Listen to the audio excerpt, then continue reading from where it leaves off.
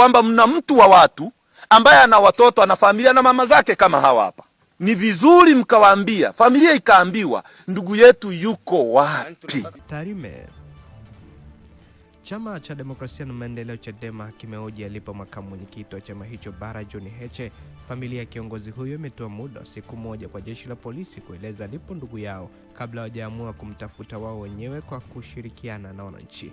Uamuzi huu umefanywa na familia hiyo kufuatia kuwepo kwa taarifa kuwa Heche alisafirishwa kutoka Dar es Salaam kwenda Tarime, lakini hadi sasa bado hajafikishwa na wala hawana taarifa kuhusu ndugu yao, huku akidai kuwepo kwa danadana kutoka mamlaka mbalimbali. Heche alikamatwa Oktoba 22 jijini Dar es Salaam katika viunga vya mahakama kuu masjala ndogo Dar es Salaam alipokwenda kusikiliza kesi na mkabili mwenyekiti wa Chadema Tundu Lissu. Kabla ya kukamatwa, idara ya uhamiaji makao makuu ilitoa taarifa ikidai kwamba Heche alivuka mpaka kinyume cha sheria, madai ambayo Heche mwenyewe alikanusha na kudai kwamba alikuwa nyumbani kwake Tarime mkoani Mara.